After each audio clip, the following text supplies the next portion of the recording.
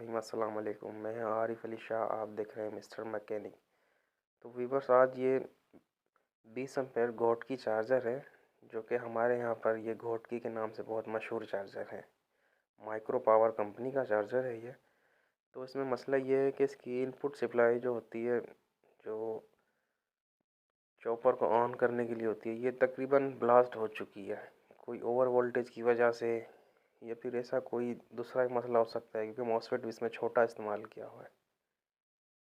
तो इस किट को सबसे पहले खोल लेते हैं, सारे कंपोनेंट्स को बाहर निकाल लेंगे। तो फिर हम इसके सारे डिटेल वाइज सारे कंपोनेंट्स की वैल्यू बताकर इसमें इसमें इंस्टॉल करेंगे सारे कंपोनेंट्स। तो एक एक की वैल्यू भी बताऊंगा मैं आपको, और इसमें कौन कौन से कहाँ पर लगेंगे ये भी बताऊंगा। तो सबसे पहले सारे कंपोनेंट्स को बाहर निकाल लेते हैं।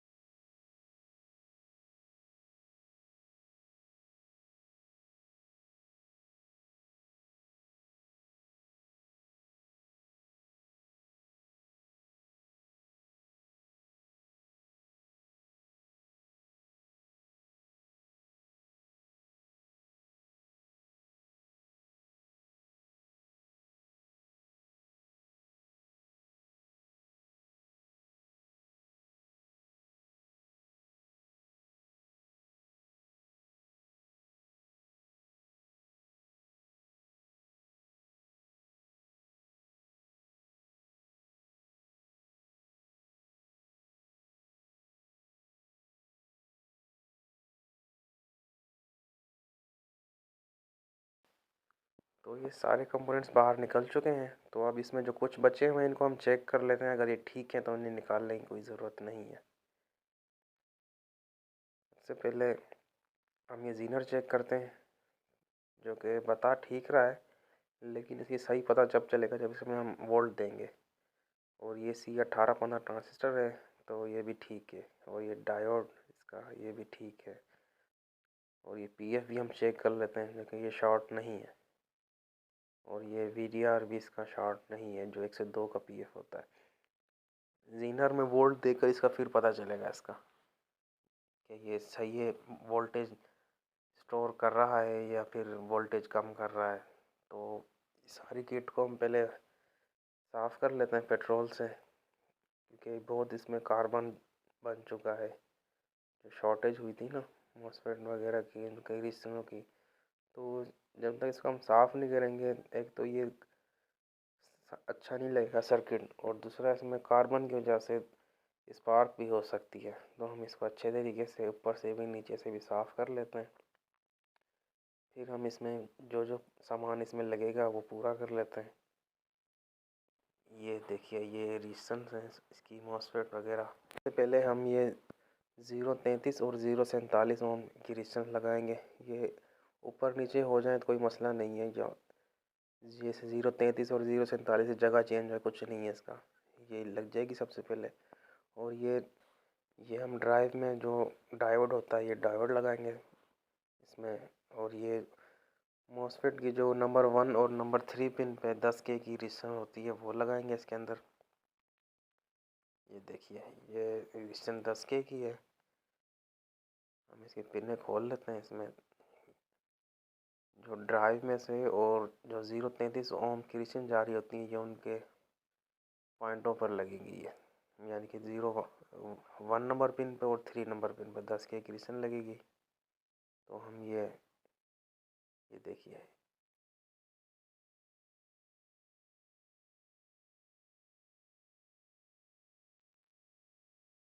ये पहली ड्राइव में और दूसरी पिन तीसरी पिन मॉसफेट की पे ये 10K की रेजिस्टेंस लग जाएगी यहाँ पर।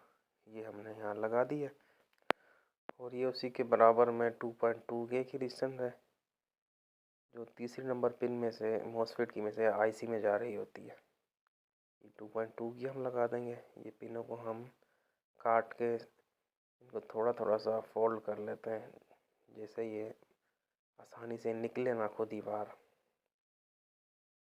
ये सारी पिनें काट के हम सेट कर लेते हैं। तो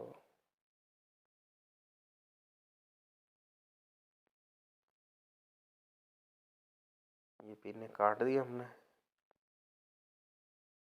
तो अब ये इसमें 10 के क्रिस्टल जो ये अम्पेयर के लिए लगाई जाती हैं, ये अगर हम इसको जितना कम करेंगे उतने अम्पेयर ज़्यादा देगा, जितनी बढ़ाएंगे उतने अम्पेयर कम देगा। ये उसी के साथ में 2.2 के क्रिस्टल और ये कपलर इसमें फीडबैक वोल्टेज के लिए ये हम भी लगा देंगे। इसमें कपलर का निशान बना होगा, अपने से निशान के मुताबिक लगानी है। तो ये पिन थोड़ी बंद है, इसकी पिन खोल लेते हैं हम इसकी प्रिंट में से। ये कपलर भी हमने लगा दिया। तो ये देखिए हम इन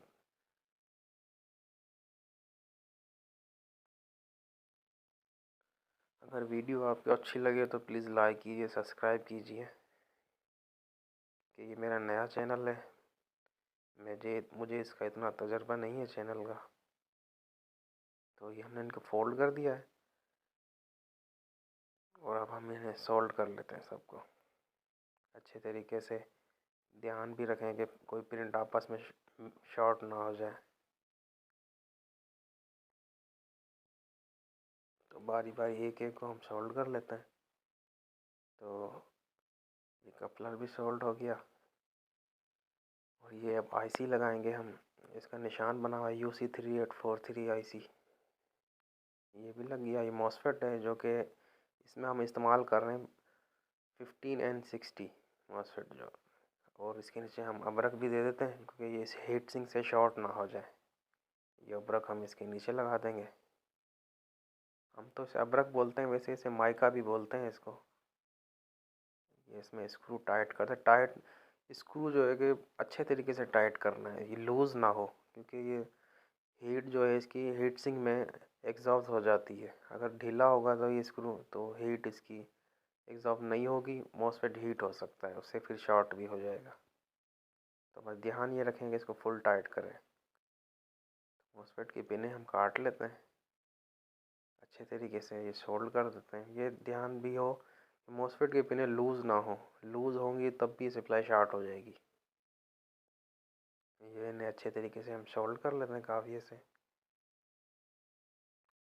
और अब हम इसे थोड़ा सा साफ़ कर लेते हैं क्योंकि साफ़ प्रिंट अच्छा लगता है। वैसे बहुत ग्लोसी की वजह से, पेस्ट की वजह से बहुत बेकार हो जाता है प्रिंट। ये देखिए ये हमने सब कुछ सेट कर लिया और ये हम जीनर भी इसका चेंज ही कर देते हैं। ये देखिए जो ये 24 वोल्ट का जीनर है, ये चेंज कर दें तो बेहतर है, नहीं तो ये आपको तंग करेगा बाद में। ये हम जीनर इसका दूसरा लगा देते हैं। ये हमने जीनर चेंज कर दिया इसका। तो इसको हम सोल्ड कर लेते हैं अच्छे तरीके से। तो हम इसकी पिनें काट लेंगे अब। तो अब हम इसको वोल्ट चल ये डायोड है जो इसका, ये भी देख लें कि ये शॉर्ट तो नहीं है। तो ये ठीक है डायोड।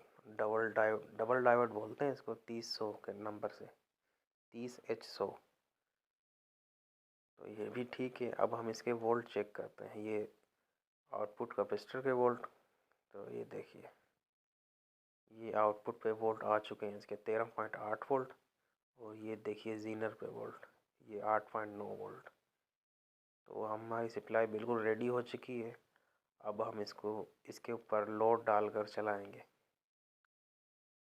अगर वीडियो आपको अच्छी लगे तो प्लीज़ लाइक कीजिए और सब्सक्राइब कीजिए और बेल आइकॉन को दबा दबा दीजिए। तो ये हमारे पास बल्ब है, डीसी बल्ब।